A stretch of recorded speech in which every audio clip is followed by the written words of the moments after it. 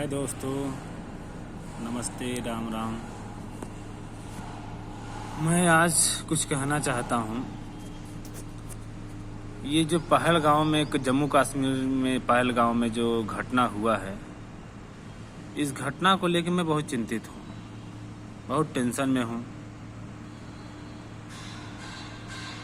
मैं यही सोचता हूँ कि ये हिंदू ही क्यों मारा जाता है, क्यों ऐसा घटना होता है हिंदू के प्रति जो है कि, और जो लोग हिंदुस्तान मुर्दाबाद और पाकिस्तान जिंदाबाद बोलते हैं हिंदुस्तान में रह करके, वो कितनी जो है कि निर्लज्जता से, कितनी बेशर्मी से हिंदुस्तान में रहते हैं, हिंदुस्तान का अन्न खाते हैं, जल पीते हैं और पाकिस्तान जिंदाबाद का नारा लगाते हैं।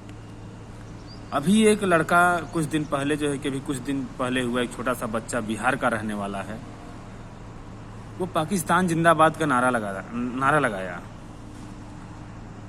मैं यही सोचता हूँ, ये कौन सा स्कूल में पढ़ा है और इसके माँ बाप कैसे होंगे, इसका खानदान कैसा होगा, जो कि हिंदुस्तान में रह करके ऐसा नारा लगा रहा है पाकिस्तान जिंदाबाद। इस पे विशेष ध्यान दिया जाए। और मैं कुछ कहना चाहता हूँ करप्ट लोगों का। ये तो बात सही है कि जो पहलगाम में जो हमला हुआ है, इसमें आतंकवादी उड़ के नहीं आया है तो पैदल चल के आया है, और आया है तो उसे वहाँ के लोकल लोग सपोर्ट किया है। तो सपोर्ट किया है, जो हम यही कहना चाहते हैं कि वो भी आतंकवादी है जो सपोर्ट किया है। उतना उससे आतंकवाद से ज़्यादा उसको सज़ा मिलना चाहिए। क्योंकि अगर वो सपोर्ट नहीं करता तो वो ऐसा घटना नहीं होता। और एक चीज़ और है कि जो हमारे समाज में करप्ट लोग हैं, जो घूसखोर लोग हैं, घूस लेते हैं, इन लोगों का भी बहुत बड़ा जो है कि सफाया होना चाहिए। इन पे कड़ी का शासन बनना चाहिए और कुछ ऐसा रूल बनना चाहिए, कुछ ऐसा नियम बनना चाहिए जो कि कानून का डर हो, भय हो और ऐसा काम न करें वो। अभी आप तहसील में चले जाइए तो वकील लोग जो होते हैं घूस लेते हैं और अच्छे को बुरा, बुरे को अच्छा दिखा देते हैं। तो इसमें क्या होता है, कानून के प्रति जो है कि एक अलग ही जो है दिमाग में बन जाता है कि कानून करप्ट है, कानून पे विश्वास न किया जाए। तो हम यही कहते हैं, हर जगह अभी पुलिस थाने में चले जाइए, थाने पर चले जाइए, अगर कुछ अपना मैटर लेकर के, कुछ भी मैटर लेके जाइए, अगर परेशानी है आपको तो वो परेशानी को दूर करने के लिए वहाँ लोग जाता है। आप जाएंगे तो एंटी पार्टी जो होता है, अगर मजबूत है तो वो पैसा दे करके, घूस दे करके थाने पर, पुलिस को कुछ भी दे करके वो गलत जो है साबित कर देता है, सही को गलत, गलत को सही कर देता है वो लोग। तो इस पे मैं विशेष ध्यान देता हूँ। करप्ट लोगों को विशेष नियम लागू करें कि जो भी घूस लेते हुए पाया जाए या फिर गलत जो है कि नियम रूल करे, जो है कि गलत लोगों के ऊपर अगर अत्याचार हो रहा है, अगर वो जो कर रहा है अत्याचार वो पकड़ा जाता है तो उसके ऊपर बहुत ज़्यादा सज़ा होगा, जुर्माना लगेगा, कई तरह का जो है कि रूल निकालना चाहिए। और एक चीज़, एक शिक्षा होना चाहिए भारत में, केवल एक शिक्षा होना चाहिए, एक तरह का स्कूल होना चाहिए, एक तरह की किताबें होना चाहिए। ये नहीं कि मुस्लिम लोग कुछ और ही पढ़ाई करे, हिंदू कुछ और ही पढ़ाई करे और कुछ और ही पढ़ाई वगैरह, मतलब जो भी हो एक हो, समानता का अधिकार हो। संविधान एक है तो शिक्षा भी एक होना चाहिए।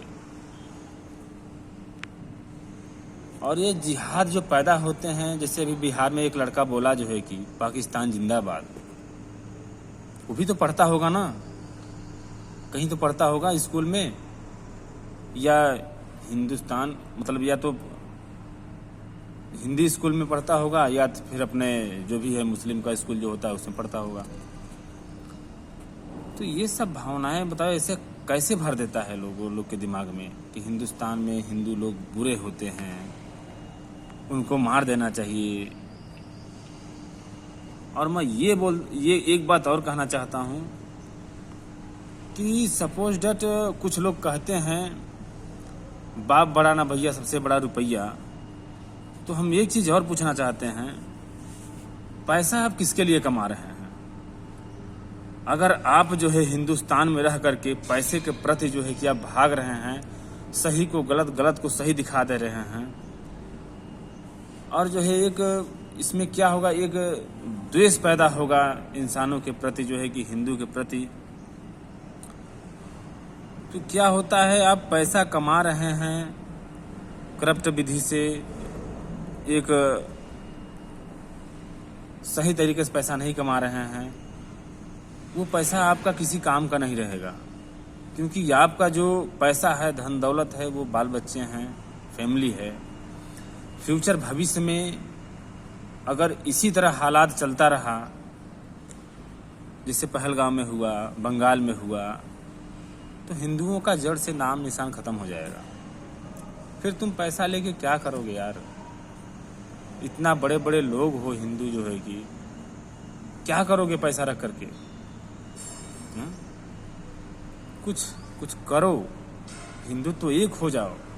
और जो बांटे हो ना, कोई कांग्रेस में गए हो, तो कोई टीएमसी में गए हो, तो कोई कुछ पार्टी पकड़ लिया है, कोई कुछ पार्टी पकड़ लिया है। ये तुम लोग जो हिंदू बटे हो ना, ये योगी हमारे सही कहते हैं, जो हमारे आदित्य योगीनाथ हैं मुख्यमंत्री यूपी के, वो सही कहते हैं, बटोगे तो कटोगे।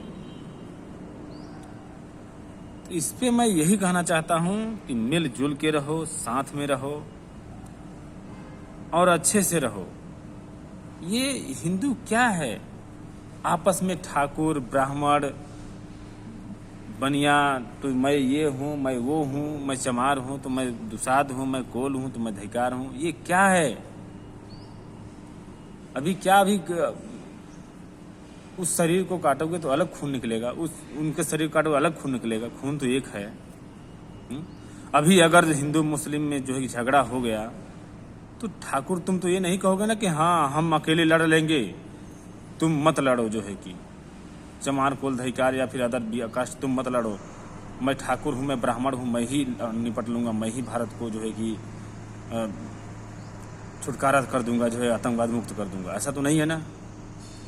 तब तो उस समय तुम्हारा धर्म कहाँ जाएगा, तुम्हारी जाति कहाँ जाएगी? तब जाति जो है तुम नहीं बांटोगे। इसलिए मैं कहता हूँ कि जो भी है सब मिलजुल के रहो, किसी को अपने ही हिंदू को मत सताओ, मिलजुल के रहो और एकजुट रहोगे तो कोई भी आंख नहीं दिखा सकता है।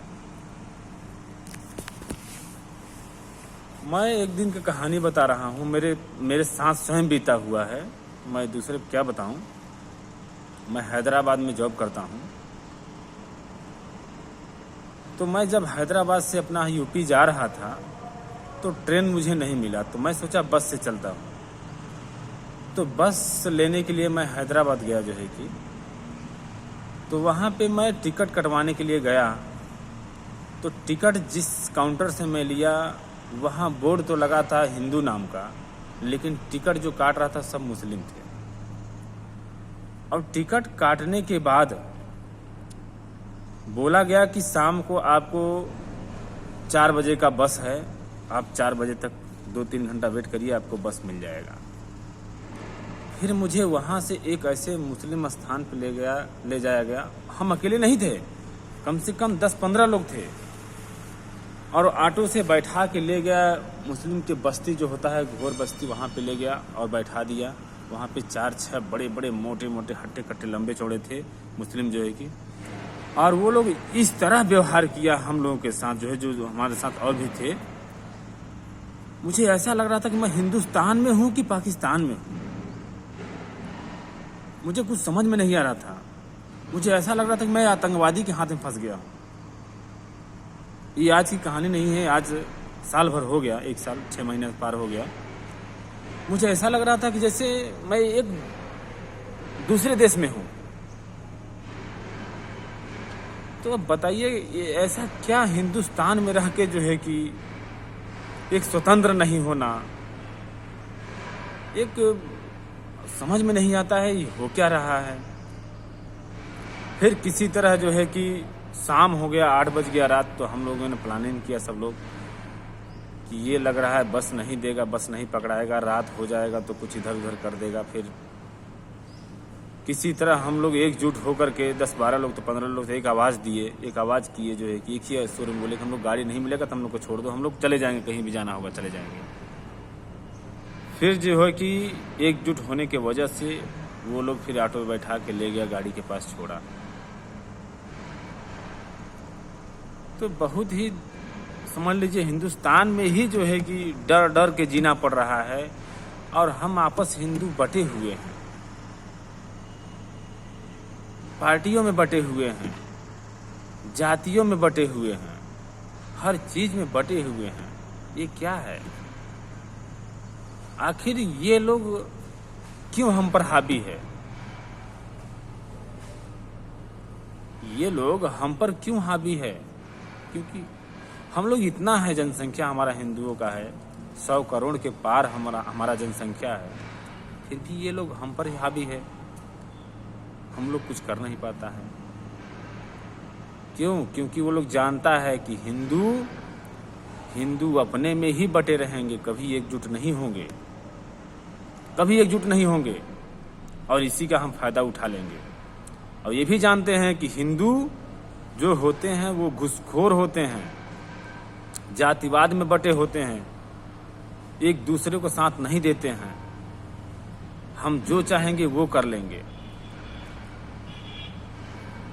तो मैं ज़्यादा कुछ नहीं कहूँगा। आप सभी लोग हिंदुस्तानी जो भी हैं, सभी लोग समझदार हैं, सबके पास दिमाग है, दिमाग से काम लीजिए। अभी भी समय है, वक्त है, सुधर जाइए, एकजुट हो जाइए, वरना बहुत बाद में पछताना पड़ेगा। अपने ही घर में बेघर हो जाएंगे, दाने दाने के लिए तरसेंगे। समझ लीजिए कि आंसुओं के सिवा कुछ नहीं मिलेगा। जय हिंद, जय भारत, भारत माता की जय।